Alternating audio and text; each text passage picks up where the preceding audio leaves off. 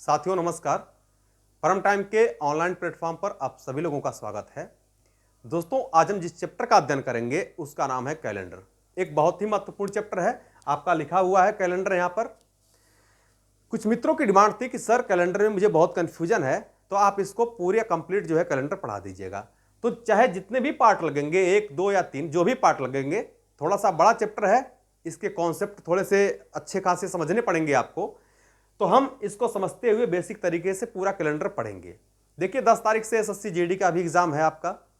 इसके बाद सीजीएल का प्री हो चुका है, उसका भी मेंस होना है। फिर सीएचएसएल एग्जाम है, सीएचएसएल का भी एग्जाम है। तो इन सारे एग्जाम को देखते हुए, अदर स्टेट के भी एग्जाम को देखते हुए आज हम लोग कैलेंडर का अध्ययन करेंगे बहुत बेसिक तरीके से। सबसे पहले कुछ महत्वपूर्ण बातों को जानते हैं कैलेंडर के बारे में। देखिए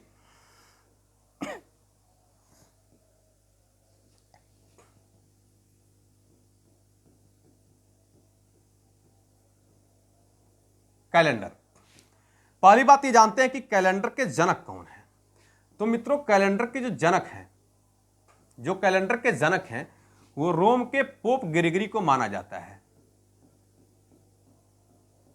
पोप ग्रेगरी को माना जाता है। आधुनिक एवं नए तरीके से प्रस्तुत करने के कारण इन्हें कैलेंडर का पिता भी कहते हैं। इनको क्या कहते हैं? कैलेंडर का पिता भी कहते हैं। कैलेंडर का पिता, इन्हें कैलेंडर का पिता भी कहा जाता है। इस कैलेंडर को, जो ये कैलेंडर है, चूंकि ये रोम के थे, इस कैलेंडर को हम रोमन कैलेंडर भी कहते हैं। इस बात को ध्यान दीजिएगा, इस कैलेंडर को हम रोमन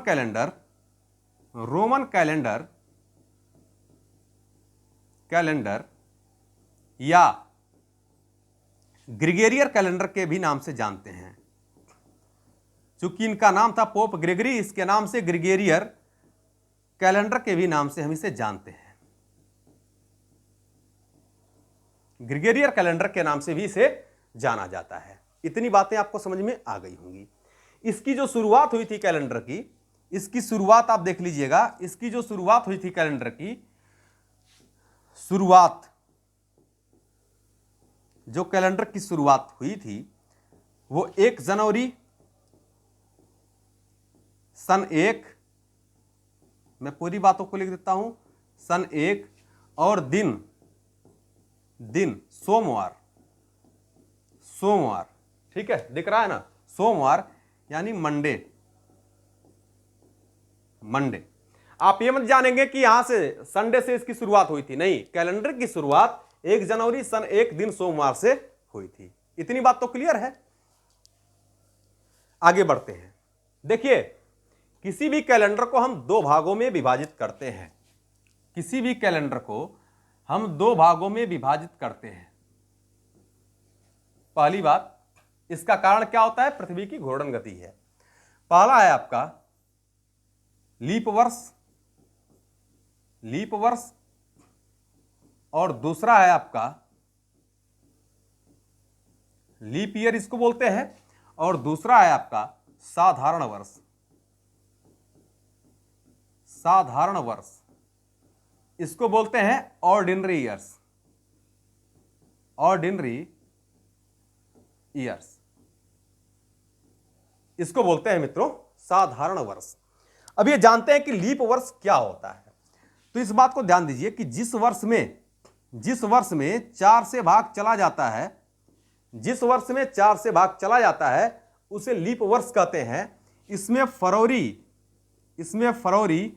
29 की तथा वर्ष में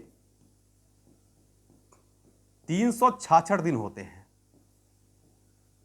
366 दिन होते हैं। एग्जाम्पल मैं ले लेता हूं, इसका एग्जाम्पल ले लेता हूं वर्ष 2020। बात क्लियर हो गई? वर्ष 2020। अब बात करते हैं साधारण वर्ष की। तो मित्रों, जिस वर्ष में 4 से भाग नहीं जाता है उसे हम साधारण वर्ष कहते हैं। इसमें फरवरी 28 की और वर्ष में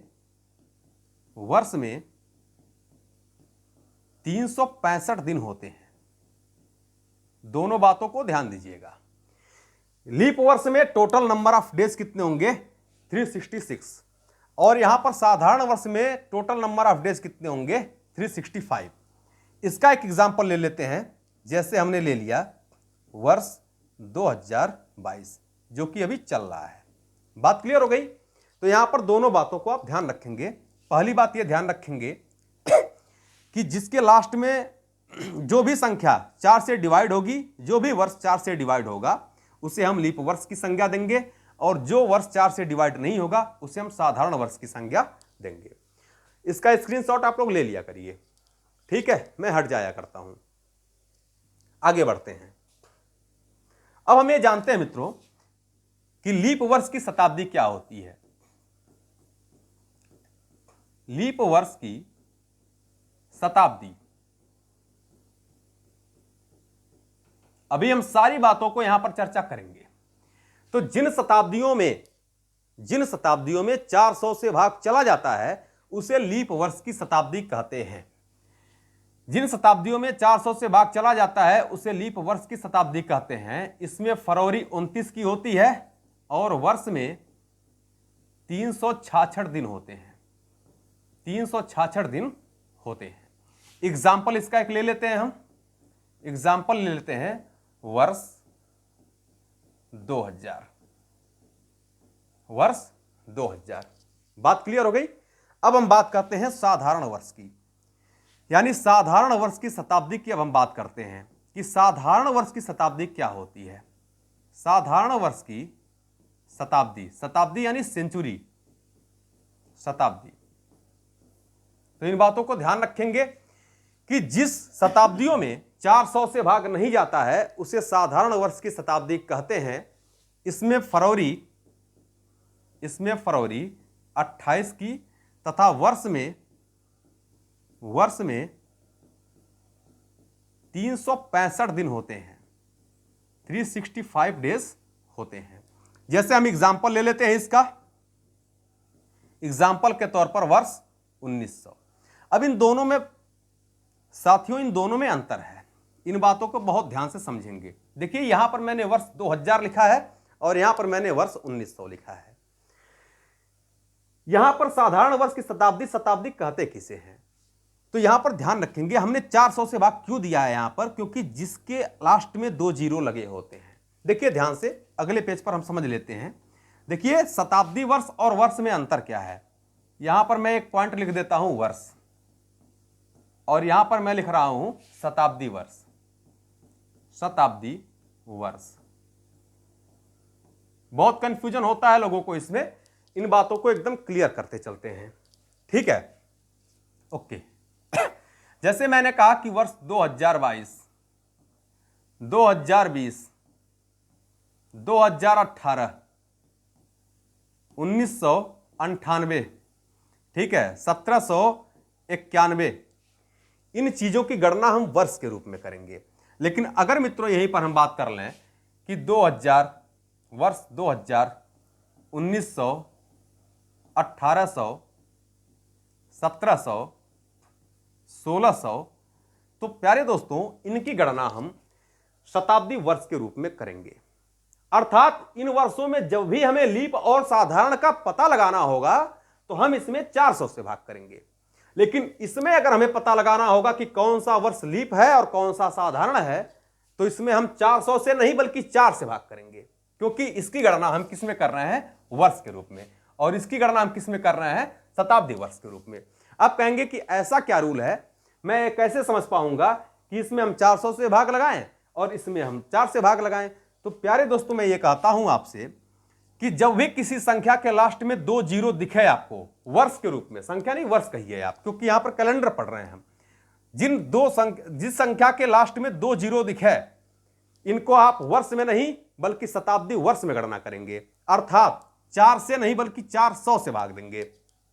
तो भैया अगर इसको 400 से भाग करेंगे ये कट जाएगा, यानी ये जो हो जाएगा आपका वो लीप वर्ष की शताब्दी होगी, वो होगी आपकी लीप वर्ष की शताब्दी।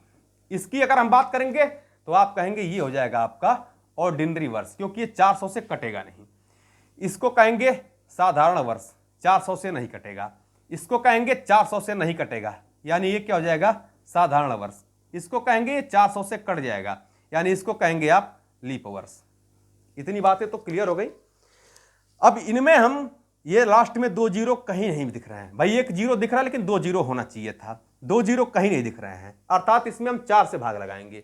4 से किसी भी संख्या में ये देखना हो, चेक करना हो कि 4 से भाग देने पर कट रही है कि नहीं, तो भैया लास्ट में 2 संख्याएं 4 से कटनी चाहिए या 0 0 होना चाहिए। यहां पर 4 से काटेंगे नहीं कटेगा, यानी हम कहेंगे क्या होगा, साधारण वर्ष। इसमें 4 से भाग लगाएंगे कट जाएगा, यानी ये लीप हो जाएगा। ये भी नहीं कटेगा, साधारण वर्ष, साधारण वर्ष। ये क्या हो जाएगा, 4 से भाग लगाएंगे नहीं कटेगा, आप कहेंगे साधारण वर्ष। 4 से भाग लगाएंगे नहीं कटेगा, आप कहेंगे साधारण वर्ष। यानी कुल मिलाकर के अगर कोई वर्ष दे दिया जाए तो आप ये पहचान लेंगे कि इस वर्ष में हमें 4 से भाग लगाना है या फिर 400 से भाग लगाना है। बात क्लियर है? इसका रोल आगे है, इसलिए हमें इन चीजों को हम बता दे रहे हैं। अब देखिए आगे बढ़ते हैं। ये कहां से आ गया, अगले पेज को ले लेते हैं और हेडिंग लगा लीजिएगा, शेष या अतिरिक्त दिन, शेष या अतिरिक्त दिन, शेष या अतिरिक्त दिन। क्लियर है बात? तो देखिए शेष या अतिरिक्त दिनों की संख्या, इसको इंग्लिश में कहते हैं एक्स्ट्रा या रिमाइंडर डेज, रिमाइंडर डेज।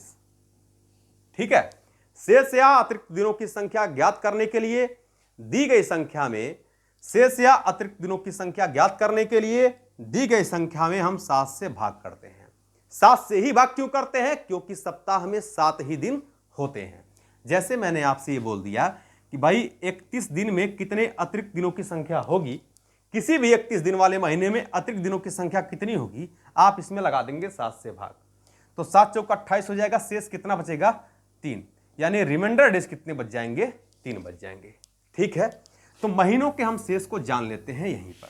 जैसे मैंने ये कहा आपसे, ध्यान से देखिएगा। पहली बात मैंने आपसे कहा कि 31 दिन वाले महीने में, 31 दिन वाले महीने में अतिरिक्त दिन, अतिरिक्त दिन। तो आप कहेंगे कि भाई 31 दिन वाले महीने में अगर अतिरिक्त दिनों की संख्या ज्ञात करनी है तो हम 31 में लगा देंगे 7 से भाग। ठीक है, तो हो जाएगा 7 चौका 28, यानी 4 वीक होगा, 4 वीक होगा और प्लस 3 आपका रिमाइंडर बचेगा। इसका प्यारे दोस्तों ये मतलब होता है कि जो 7 दिन है वो 4 बार तो इसमें आएंगे ही। कोई भी दुनिया का महीना हो, अगर मैं कहूं कि 7 दिन कितनी बार आएगा तो आप सीधा बोल दीजिएगा कि 7 दिन 4 बार उस महीने में आते ही आते हैं। लेकिन अगर 31 दिन वाला महीना है तो 3 दिन यहां पर एक्स्ट्रा बच रहा है।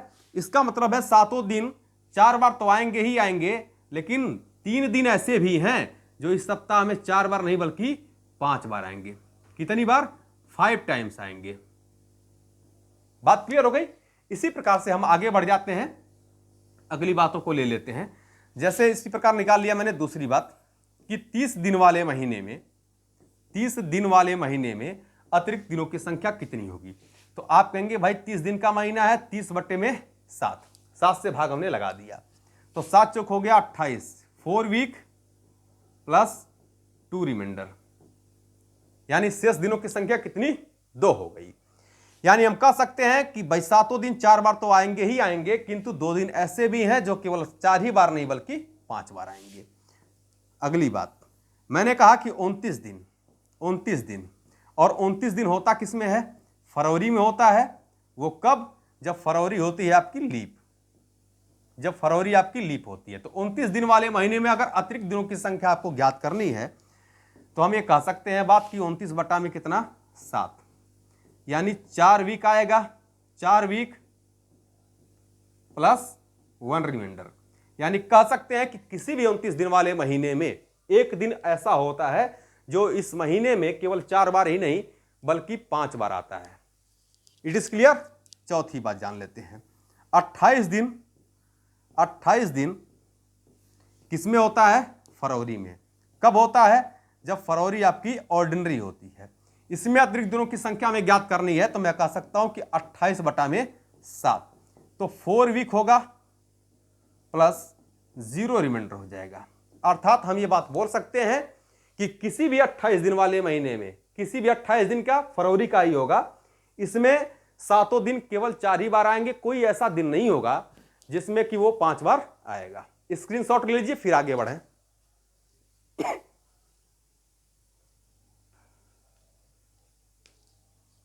हो गया, आगे बढ़ते हैं। एक बहुत ही प्यारा क्वेश्चन लेते हैं।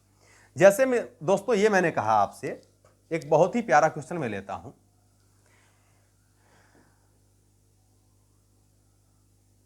ठीक है, देखिए क्वेश्चन ये है आपका, 31 दिन वाले महीने में, 31 दिन वाले महीने में,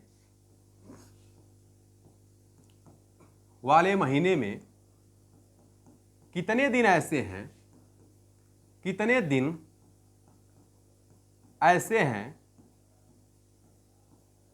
हैं जो 5 बार आएंगे, जो 5 बार आएंगे।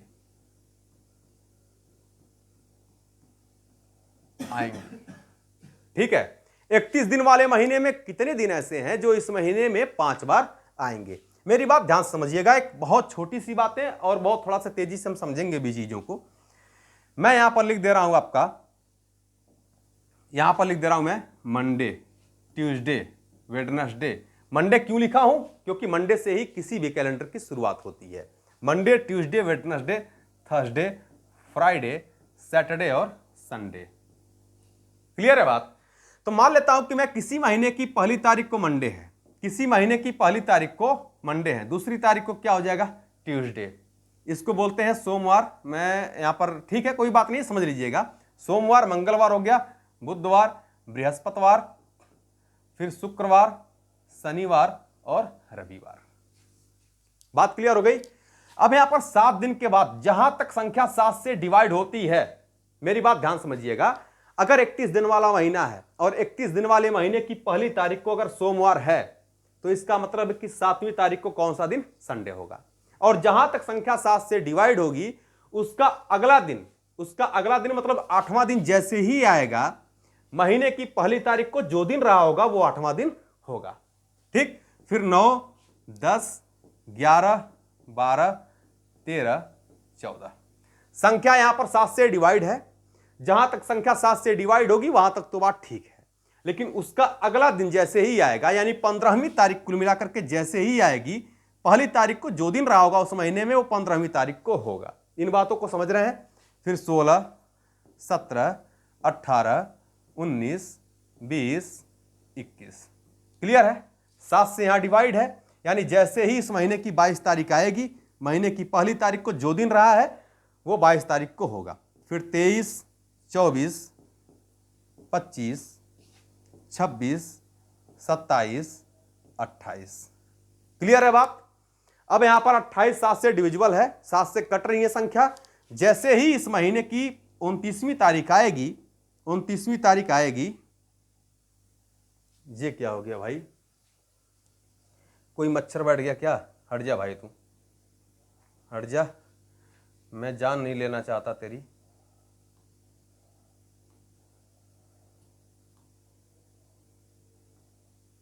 ठीक है, यानी इस महीने की 29 तारीख जैसे ही आएगी, महीने की पहली तारीख को जो दिन रहा होगा वो 29वीं तारीख को होगा। ठीक है, 30, फिर क्या आ गया आपका? 31। 31 दिन वाला महीना था, मैंने ये ज्ञात करना था मुझे कि 31 दिन वाले महीने में कितने दिन ऐसे हैं जो इस महीने में 5 बार आएंगे। तो मुझे एक बात ये बताइए कि सभी दिन Monday, Tuesday, Wednesday, Thursday, Friday, Saturday और संडे, ये जितने भी 7 दिन हैं वो कितनी बार आ रहे हैं? एक बार यहां आया, फिर पहली बार यहां आया, दूसरी बार यहां आया, तीसरी बार यहां आया, चौथी बार यहां आया। क्लियर है बात?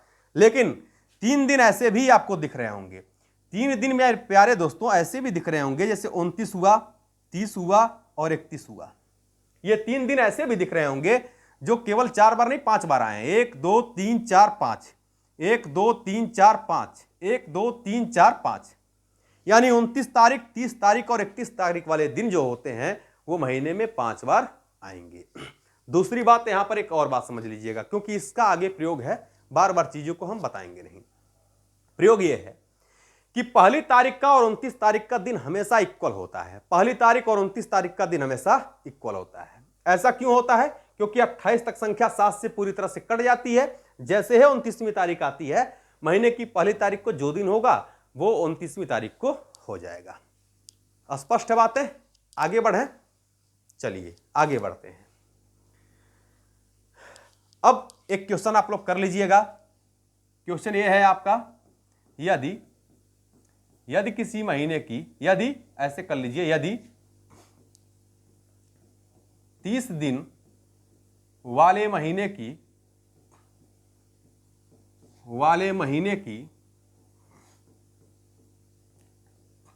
15 तारीख को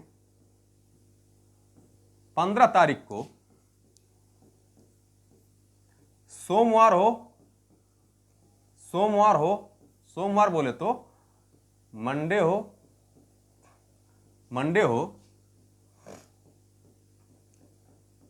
तो इस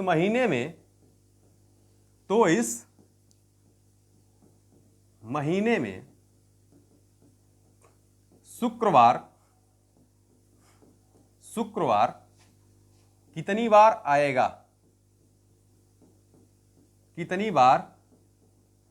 आएगा? ठीक है। क्वेश्चन ये है आपका कि यदि 30 दिन वाले महीने की 15 तारीख को सोमवार हो तो इस महीने में शुक्रवार कितनी बार आएगा?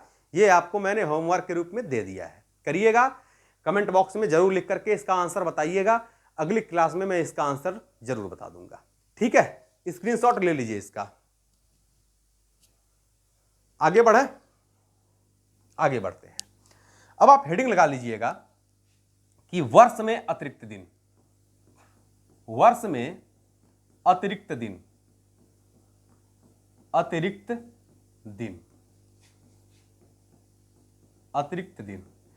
जैसे पहली बात मैं लिख देता हूं कि लीप वर्ष में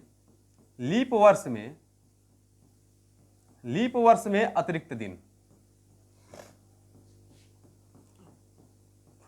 लीप वर्ष में अतिरिक्त दिन। अब यहां पर सारी बातों को बहुत ध्यान से समझिएगा, क्योंकि आगे इसका प्रयोग है। फिर मैं ये नहीं बताऊंगा कि भैया लीप वर्ष में अतिरिक्त दिनों की संख्या कितनी होती है, क्योंकि सेकंड वीडियो में, पहली वीडियो आप लोग जरूर पढ़िएगा, सेकंड वीडियो में जब भी चीजों को हम बताएंगे तो यहां पर बेसिक तरीके से हम चीजों को समझाएंगे नहीं। फिर जो बातें यहां पर बताएंगे वो अगली वीडियो में हम नहीं बताएंगे। यहां पर आपको ज्ञात करना है कि लीप वर्ष में अतिरिक्त दिन कितने होते हैं। भैया लीप वर्ष में होते कितने दिन हैं? 366। आप भाग लगाएंगे इसको 7 से, तो जब भी 7 से भाग लगाएंगे तो ये टोटल 52 बार जाएगा। 52 बार जाने का मतलब है कि ये 52 वीक हो जाएगा, और प्लस 52 वीक होगा, प्लस यहां पर आपका 2 रिमाइंडर हो जाएगा। रिमाइंडर या अतिरिक्त दिनों की संख्या कितनी होगी? 2 होगी। आप यहां पर कर सकते हैं, 7 × 5 = 35 हो गया, 1 बचा 16, 7 दूना 14, यानी 2 अतिरिक्त दिनों की संख्या होगी। यानी कह सकते हैं कि किसी भी लीप वर्ष में 2 दिन ऐसे होते हैं जो इस वर्ष में केवल 52 बार नहीं बल्कि 53 बार आते हैं। भाई 7 दिन 52 बार तो आते ही आते हैं, लेकिन 2 दिन ऐसे भी होते हैं जो ये 52 बार ही नहीं बल्कि कितनी बार आएंगे? 53 बार आएंगे। इस बात को क्लियर हो गया होगा। आगे बढ़ते हैं दूसरे पॉइंट पर। साधारण वर्ष में अतिरिक्त दिन, एक्स्ट्रा डेज। ठीक है, साधारण वर्ष में होते कितने दिन हैं? 365 दिन। 7 से भाग लगाएंगे तो हो जाएगा, ये 7 से भाग लगाएंगे तो 52 वीक हो जाएगा, 52 वीक और प्लस 1 रिमाइंडर। यानी किसी भी साधारण वर्ष में 7 दिन जो होते हैं वो 52 बार तो आते ही आते हैं, लेकिन एक दिन ऐसा भी होता है मित्रों, एक दिन ऐसा भी होता है जो इस वर्ष में केवल 52 बार नहीं बल्कि कितनी बार आएंगे? 53 बार। यानी कुल मिलाकर के अगर आपसे प्रश्न पूछा जाए कि लीप वर्ष में अतिरिक्त दिनों की संख्या कितनी होती है, या लीप वर्ष में कितने दिन ऐसे होते हैं जो 53 बार आते हैं, तो आप कहेंगे 2 दिन। साधारण वर्ष में कितने दिन ऐसे होते हैं जो 53 बार आते हैं, आप कहेंगे एक दिन। बात क्लियर हो गई। यानी लीप वर्ष में अतिरिक्त दिनों की संख्या 2, साधारण वर्ष में अतिरिक्त दिनों की संख्या 1 होती है। आगे बढ़ते हैं, अगले पॉइंट की तरफ बढ़ते हैं और एक छोटे से और भी बात समझते हैं। देखिए जितनी भी चीजें हैं ये एग्जाम में कहीं न कहीं आती हैं। कुछ महत्वपूर्ण बातों को और जानते हैं। पहली बात, किसी भी लीप वर्ष, किसी भी, ऐसे कर लीजिए, किसी भी साधारण वर्ष में, किसी भी साधारण वर्ष में वर्ष का प्रथम दिन, वर्ष का प्रथम दिन और अंतिम दिन समान होता है, और अंतिम दिन समान होता है।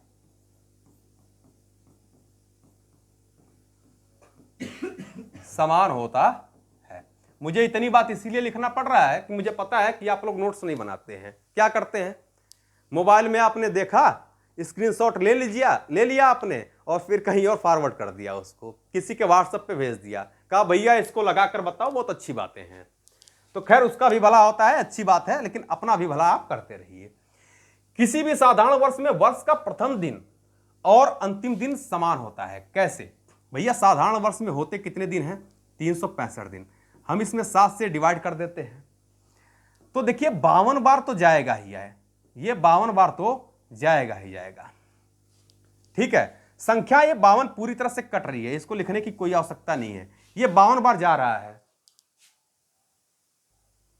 तो साथियों क्षमा चाहते हैं, लाइट चली गई थी। आते हैं टॉपिक पर। देखिए मैंने कहा किसी भी साधारण वर्ष में वर्ष का प्रथम दिन और अंतिम दिन समान होता है। यानी मैंने अगर ये लिख दिया आपको कि 1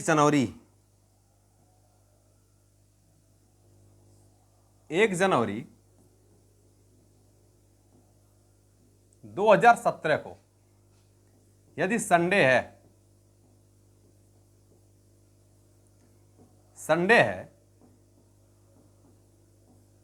रविवार है, तो 31 दिसंबर 2017 को, क्योंकि हम यहां पर साधारण वर्ष ही लिख रहे हैं, इस बात को ध्यान दीजिएगा, 2017 को क्या होगा?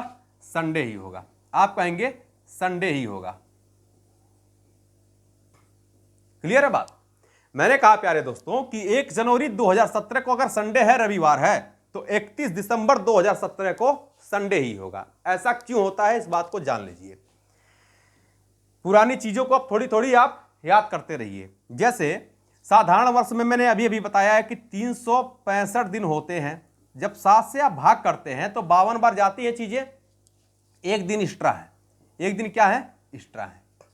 तो मैंने आपको महीनों में बताया था कि भाई 1 तारीख का और 29 तारीख का दिन इक्वल होता है।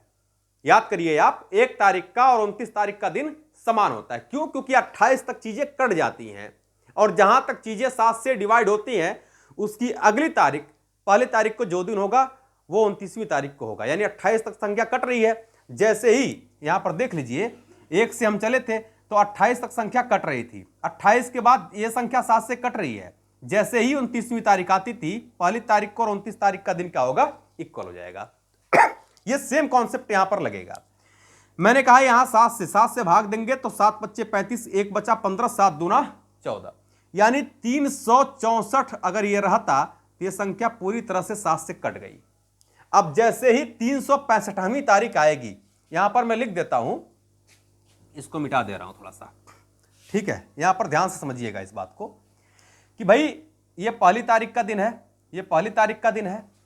संख्या जो है वो 364 तक पूरी तरह से कट गई थी 7 से। अब जैसे ही मित्रों 365वीं तारीख आएगी, 365वीं तारीख आएगी तो 365वीं तारीख को जो दिन होगा वो पहली तारीख को वही दिन रहा होगा, पहली तारीख को वही दिन रहा होगा। और 365वीं तारीख होगी कौन सी? भाई ये तो 31 दिसंबर ही होगा, यानी लास्ट वाला वही दिन होगा इस वर्ष का। अर्थात हम ये बात कह सकते हैं कि किसी भी साधारण वर्ष में वर्ष का प्रथम दिन जो भी होता है वर्ष के अंतिम दिन के वो बराबर होता है। यानी वर्ष का प्रथम दिन अगर संडे है तो वर्ष का अंतिम दिन क्या हो जाएगा? यानी 31 दिसंबर को कौन सा दिन? संडे होगा। आगे बढ़े, आगे बढ़ते हैं। दूसरा पॉइंट जानिए आप कि किसी भी लीप वर्ष में किसी भी लीप वर्ष में, लीप वर्ष में वर्ष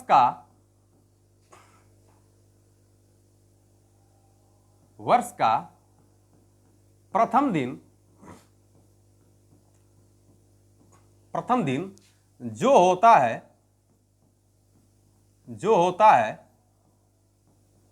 वर्ष का अंतिम दिन। देखिए ये सब क्वेश्चन ही है। अब आप कहिए कि आप क्वेश्चन क्यों नहीं करा रहे हैं, सब कुछ कराऊंगा, क्वेश्चन भी कराऊंगा, बहुत सारे हम क्वेश्चंस भी सॉल्व कराएंगे पूछे हुए।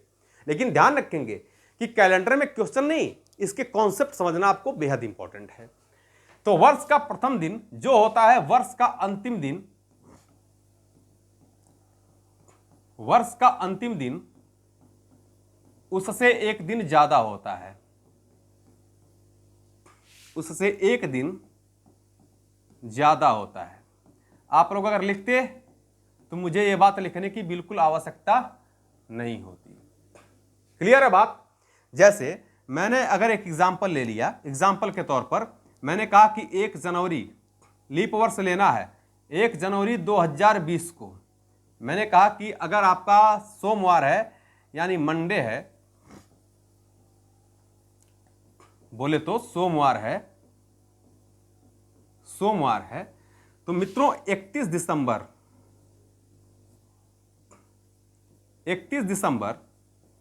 2020 को क्या होगा? आप कहेंगे ट्यूसडे होगा,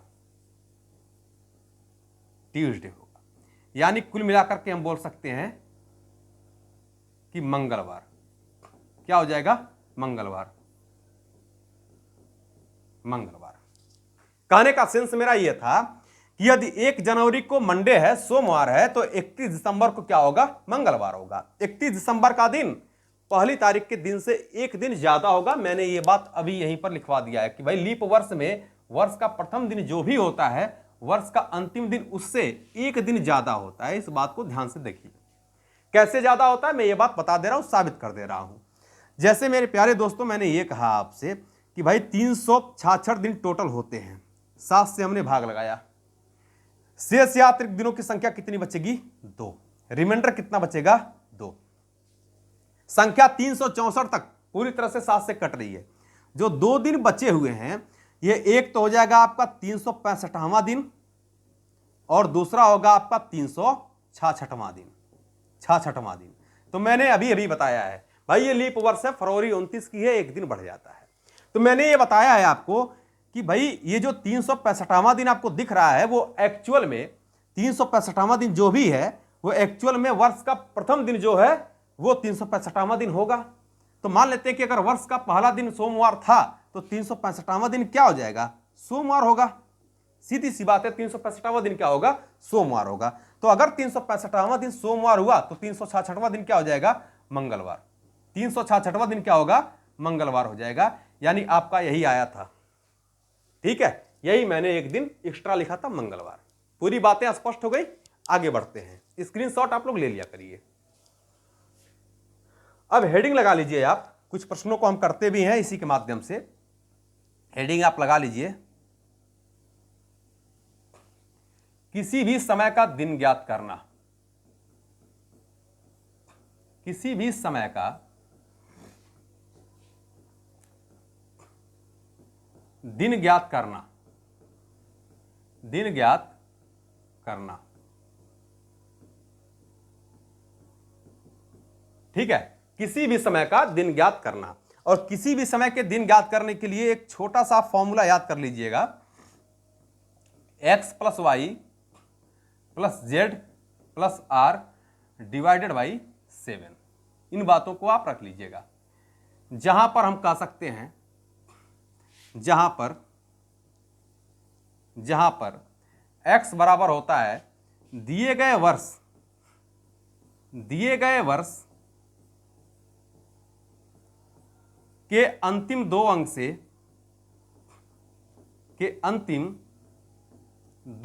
से, अंक से एक कम। क्लियर है बात? y बराबर क्या हो जाएगा? x/4 times times. यानी x का मान जो भी आएगा उसमें हम 4 से भाग दे देंगे, जितनी बार ये जाएगा वो होगा y का मान।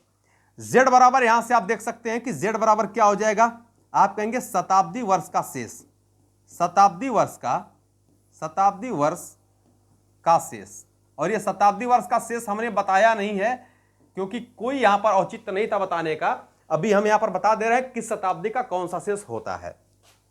r बराबर क्या हो जाएगा, महीनों का शेष। r बराबर क्या होता है, महीनों का शेष, महीनों का शेष। बात क्लियर हो गई, स्क्रीनशॉट लीजिए इसको। मैंने कहा x बराबर दिए गए वर्ष के अंतिम 2 अंक से 1 कम हो जाएगा, y बराबर x बट्टे 4 टाइम्स जितनी बार ये जाएगा, z बराबर शताब्दी वर्ष का शेष, जो कि अभी हम इसकी चर्चा कर दे रहे हैं, इसका क्या मतलब होता है, और r बराबर होता है महीनों का शेष। अभी हम क्वेश्चन के थ्रू सारी बातें समझ लेंगे, घबराने की आवश्यकता नहीं है, सब कुछ समझेंगे। तो यहां पर आप लिख लीजिए वर्ष, वर्ष बोले तो शताब्दी वर्ष, शताब्दी वर्ष, और यहां पर लिख लीजिए आप शेष, यहां पर लिखिए आप शेष। अगर शताब्दी वर्ष मेरे प्यारे दोस्तों 2000 के आसपास है तो इसका शेष हो जाएगा 0। कितना होगा, 0 होगा। अगर शताब्दी वर्ष मान लेते हैं 1900 के आसपास है तो शेष कितना होगा, 1। अगर शताब्दी वर्ष 1800 के आसपास है तो शेष कितना होगा इसका, 3। अगर शताब्दी वर्ष 1700 के आसपास है तो शेष कितना होगा, 5। बहुत ध्यान से समझिए, मैंने कहा अगर शताब्दी वर्ष 2000 के आसपास है तो शेष 0 हो जाएगा, 1900 के आसपास है 1, 1800 के आसपास है 3, 1700 के आसपास है 5, और 1700 के बाद जैसे ही आगे बढ़ेंगे आ जाएगा 1600। यानी कुल मिलाकर के लीप वर्ष की शताब्दी आएगी, और जैसे ही लीप वर्ष की शताब्दी आएगी पुनः इसका शेष कितना, 0। इसके बाद आएगा आपका 1500, तो फिर 1500 के बाद कितना, 1। फिर आएगा आपका 1400, 1400 का शेष कितना, 3। फिर आएगा आपका 1300, 1300 का शेष कितना हो जाएगा आपका, 5। क्लियर है। और 1300 के बाद जैसे ही 1200 आएगा यानी शताब्दी वर्ष आएगा, ये लीप वर्ष की शताब्दी होगी जिसका शेष कितना, 0। पूरी बात क्लियर हो गई। तो यहां से एक बात समझ लीजिएगा कि 0, 1, 3, 5, इस बात को रट लीजिएगा कि 0, 1, 3, 5 ऐसे ही क्रम चलता है। 2000 के आसपास है, शेष या अतिरिक्त दोनों की संख्या 2, माफ करना 0। 1900 के आसपास है 1, 1800 के आसपास है 3, 1700 के आसपास है 5, 1600 के आसपास है 0, क्योंकि शताब्दी लीप वर्ष की शताब्दी आ गई ना। उसके बाद से 1500 1, 1400 3, 1300 5, 1200 आ गया, लीप वर्ष की शताब्दी है 0। बात क्लियर है। अब हम क्वेश्चन करते हैं, जैसे इसको स्क्रीनशॉट ले लिया करिएगा, ठीक है। एक क्वेश्चन मैं कर रहा हूं, मैंने लिख दिया आपसे कि 12/4/2018 को कौन सा दिन होगा, यह बात याद करना है आपको। 12/4/2018 को कौन सा दिन होगा, इस बात का आपको पता लगाना है, ठीक है। तो मैंने कहा आपसे कि x बराबर क्या हो जाएगा, दिए गए वर्ष के अंतिम 2 अंक से 1 कम, 18 से 1 कम करेंगे कितना आएगा, 17। y बराबर क्या हो जाएगा आपका, x बटे में 4 टाइम्स, यानी जितनी बार जाएगा तो 4 चौक को 16, ये कितनी बार जा रहा है, 4 बार। z बराबर क्या होगा, मैंने अभी अभी लिखवाया है कि शताब्दी वर्ष का शेष। और शताब्दी वर्ष ये जो 2000 है, इस बात को ध्यान से समझ लीजिए कि 2000 से लेकर के 2099 तक ये पूरा शताब्दी वर्ष 2000 के आसपास मानेंगे। 1900 से लेकर के 1999 तक ये शताब्दी वर्ष हम 1900 के आसपास मानेंगे।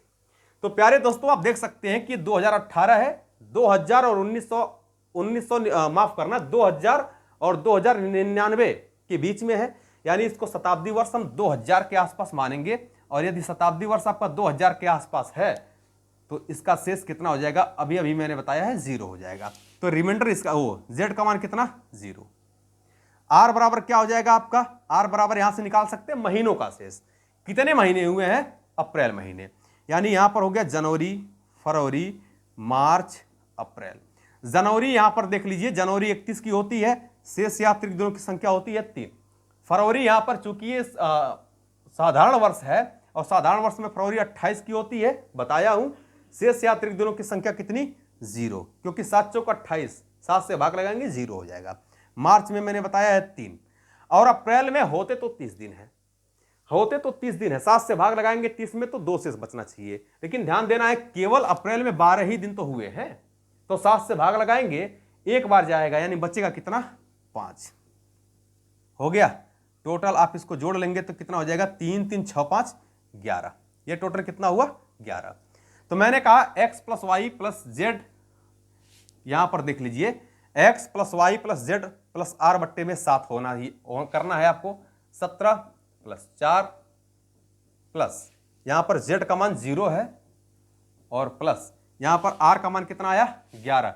बटा में आप 7 कर सकते हैं, कोई दिक्कत नहीं है। इसको टोटल जोड़ लेंगे तो ये हो जाएगा 21, और 21 को 11 में जोड़ लेंगे तो कितना हो जाएगा? 32।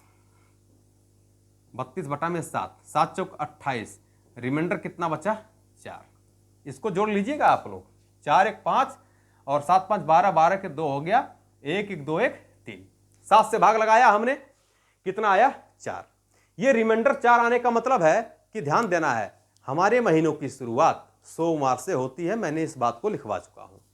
तो यहां पर महीने की शुरुआत सोमवार से होने का मतलब है कि यहां पर हो जाएगा सोमवार, मंगलवार, बुधवार, बृहस्पतिवार, यानी चौथा दिन क्या हो जाएगा?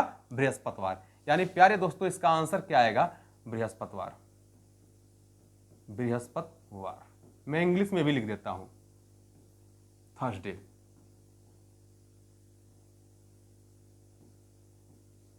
थर्सडे क्लियर है? उतार लीजिए, इसको नोट कर लीजिए, फिर आगे बढ़े। चलिए एक और बेहद अच्छा सा प्रश्न लेते हैं, और थोड़ा सा हम तेजी से करेंगे इसको। जैसे मैंने एक प्रश्न ले लिया कि 15/6/2020 को कौन सा दिन रहा होगा, यह बात आपको फाइंड करना है। एक क्वेश्चन मैंने और ले लिया है, इसको सॉल्व करिए आप लोग 10 सेकंड के अंदर। मैं फास्ट करूंगा, मैं कह चुका हूं कि अब मैं तेजी से चलूंगा। तो मैंने ये कहा है कि भाई x बराबर क्या हो जाएगा आपका? x बराबर क्या हो जाएगा बताइए? दिए गए वर्ष के अंतिम 2 अंक से 1 कम 19। y बराबर 19 बटा में 4, 4 चौक को 16, 4 ही बार जा रहा है। z बराबर शताब्दी वर्ष 2020, 2000 के आसपास से 0, और r बराबर कितना हो जाएगा? महीनों का शेष हम ज्ञात करेंगे। r बराबर यहां पर जनवरी है, फरवरी है, मार्च है, अप्रैल है, मई है, और देखिए जून में हम प्रवेश किए हैं, इस बात को ध्यान देंगे। छठे महीने में जनवरी में 3 शेष, फरवरी में आपको ध्यान देना है 2020 एक लीप वर्ष है, फरवरी 29 की होगी। शेष या अतिरिक्त दिनों की संख्या 1, मार्च में 3, अप्रैल में 2, मई में 3, और जून में केवल 15 दिन हुए, 7 दूना 14। शेष या अतिरिक्त दिनों की संख्या कितनी? 1। इसको जोड़ लीजिए। एक बात को और ध्यान रखेंगे, इसको पूरे को जोड़ने से अच्छा है कि जहां पर छोटा हो सकता है, जिनका योग 7 हो जाए उसको आप काट सकते हैं। जैसे मैंने कहा 3 3 6 6 1 7, इसका अब जोड़ने पर कितना आ जाएगा? 3 2 5 1 6। टोटल हम ऐड कर लेंगे तो ये हो जाएगा आपका 19x प्लस y का मान 4 प्लस z का मान 0 प्लस यहां पर r का मान कितना है? 6 है, बटा में 7। कैलकुलेट करेंगे तो 6 4 10, और 10 में 19 को जोड़ देंगे तो कितना हो जाएगा? 29 बटा में 7, 7 चौक 28। अतिरिक्त दिनों की संख्या कितनी? 1। यानी कुल मिलाकर के हम कह सकते हैं कि इसका दिन कौन सा आएगा? भाई एक ही दिन बचा है, इसका मतलब है कि शुरुआत से यानी सोमवार। क्या हो जाएगा इसका आंसर? सोमवार। इसको उतार लीजिए, उतार लीजिए, फिर आगे बढ़ें।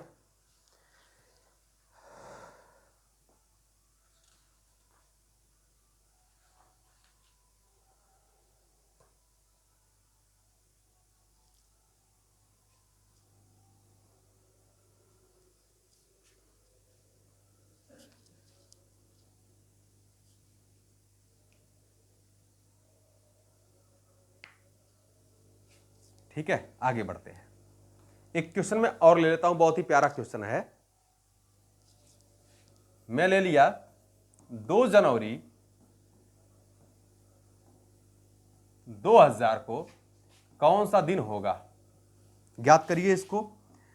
2 जनवरी 2000 को कौन सा दिन होगा, इसे आपको ज्ञात करना है। अब यहां पर आपको बिल्कुल घबराने की कोई आवश्यकता नहीं है। मैंने ये कहा कि x का मान क्या होगा, दिए गए वर्ष के अंतिम 2 अंक से एक कम, क्या 00 से एक कम करेंगे क्या भाई? ये कम करने पर जब 2000 में से, कहने का सेंस यही था, जब इसमें से एक कम करेंगे तो ये हो जाएगा 1999, और 1999 के लास्ट के 2 अंक कितने आ गए? 99, यानी x का मान कितना आया? 99। y का मान कितना आ जाएगा? 99/4, ये हो जाएगा 24, 24 को 96, 24 बार ये जाएगा, ये लिख दिया मैंने। z बराबर कितना? 2000 किसके भाई? 2000 तो है ही, लेकिन एक बात को ध्यान रखेंगे आप, बहुत ही इंपॉर्टेंट बात है, इस बात को ध्यान रखेंगे। जब मित्रों यहां से एक कम कर रहे हैं आप, तो ये 1999 हो जा रहा है।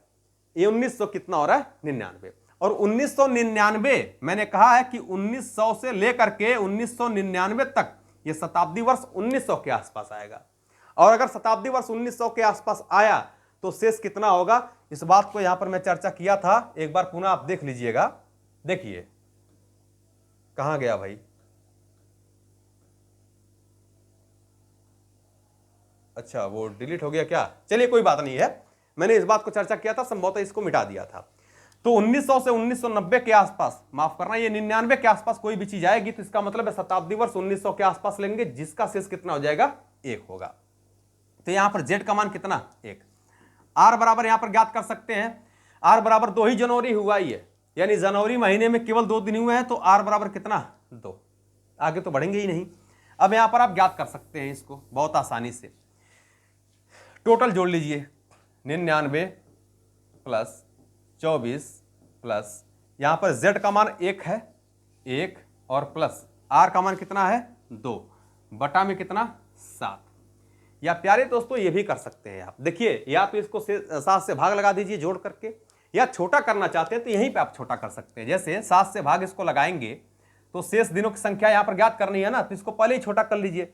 7 × 7 हो गया, 2 बचा आपका 29, 7 × 4 = 28, अतिरिक्त दिनों की संख्या कितनी? 1। आप करिएगा वही आएगा, तो 1 प्लस, इसमें 7 से भाग लगाएंगे, 7 × 21, अतिरिक्त दिनों की संख्या कितनी? 3 प्लस, इसमें 7 से भाग करेंगे 1 ही बचेगा, कोई मतलब नहीं है, 2 ही बचेगा, बटा में 7, तो 3, 2, 5, 1, 6, 1, 7, 7 बटा में कितना? 7। ये पूरी बातें कट के कितना गई? 0। और मैंने कहा है कि यदि 1 से लेकर के 7 तक आएगा, मतलब कह सकते हैं कि 1 से लेकर 6 तक आया, तो 1 का मान मतलब सोमवार, फिर 2 मंगलवार, 3 बुधवार, 4 बृहस्पतिवार, 5 शुक्रवार, 6 शनिवार। लेकिन 7 तो आएगा नहीं कभी। 7 क्यों नहीं आ सकता है? देखिए यहां पर 7 आया है योग, लेकिन 7 को 7 से जब भाग लगाएंगे तो कितना होगा? 0। और 0 आने का मतलब है कि ये आपका वीकडे हो जाएगा, अर्थात संडे हो जाएगा। क्या होगा? संडे, बोले तो रविवार, यानी इसका आंसर कुल मिलाकर के मित्रों कितना आएगा? रविवार। इसका आंसर कितना आएगा? रविवार। इस टाइप का एक और बेहतरीन क्वेश्चन करते हैं हम, स्क्रीनशॉट ले लीजिए इसका। देखिए एक और बेहतरीन हम क्वेश्चन करते हैं। जैसे हमने ये कहा आपसे कि 5 मार्च 2001 को कौन सा दिन होगा? ठीक है, इसमें भी आप कंफ्यूज हो सकते हैं, लेकिन आपको बिल्कुल कंफ्यूज होने की आवश्यकता नहीं है। 5 मार्च 2001 को कौन सा दिन होगा? तो भाई मैंने यही तो कहा है आपसे कि x का मान क्या होगा? लास्ट की 2 संख्याओं से 1 कम करेंगे, 0, 1 से 1 कम करेंगे तो कितना होगा? 0, 0। y का मान कितना? 0, 0 बटा में 4 करेंगे तो कोई मतलब नहीं निकलेगा, कितनी बार जाएगा? ये तो 0 ही आएगा। z का मान कितना? z का मान ये 2001 से लेकर के 2099 शताब्दी वर्ष 2000 के आसपास आ रहा है। शेष यात्रिक दिनों की संख्या कितना? 0। r का मान कितना हो जाएगा? जनवरी लिख लेते हैं, फरवरी, मार्च, अप्रैल, और माफ करना, ये मार्च में तो जा रहे हैं, मई कहाँ है? मार्च में 5वें दिन तक। तो जनवरी में जो शेष बचेगा आपका वो 3 होगा। फरवरी में चेक करेंगे, ये शताब्दी वर्ष से लीप है, फरवरी 28 की है, यानी शेष या अतिरिक्त दिनों की संख्या 0। 5 मार्च 5 ही दिन हुए हैं मार्च में, हालांकि मार्च में 31 दिन तो होते हैं, 7 से भाग लगाने पर 3 शेष बचना चाहिए, लेकिन यहां पर 5 ही दिन हुए हैं। 5 में 7 से भाग करेंगे तो 5 ही बचेगा, भाई भाग तो जाएगा ही नहीं। 5 दिन कितना हो गया? 8। अब x plus y plus z plus r को जोड़ते हैं। x का मान कितना है? 0, 0 प्लस y का मान 0 प्लस z का मान 0 प्लस आर का मान कितना है 8, डिवाइडेड बाई 7 कर देंगे तो ये टोटल आ जाएगा 8/7। काटेंगे 7 तिक्कम 7, मतलब रिमाइंडर कितना बचा 1। और रिमाइंडर 1 बचने का मतलब है कि ये आपका जो दिन होगा वो कौन सा हो जाएगा सोमवार। वो दिन कौन सा हो जाएगा सोमवार। क्लियर है बात? ये दिन कौन सा होगा दोस्तों सोमवार हो जाएगा। अब मैं इस पर आधारित कुछ क्वेश्चंस को आपको दे रहा हूं, इसको आपको लगाकर लाना है या लगा लीजिएगा इसको। जैसे मैंने ये कहा, एक क्वेश्चन में और दे रहा हूं, मैंने ये कहा 15/6/1900 को कौन सा दिन होगा। दूसरा क्वेश्चन, ये पहला क्वेश्चन था। दूसरा क्वेश्चन आपका ज्ञात करना है 18/4/1801 को कौन सा दिन होगा। तीसरा प्रश्न आपका है, ज्ञात करना है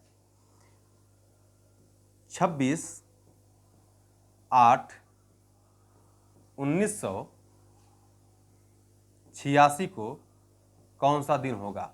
चौथा प्रश्न है आपका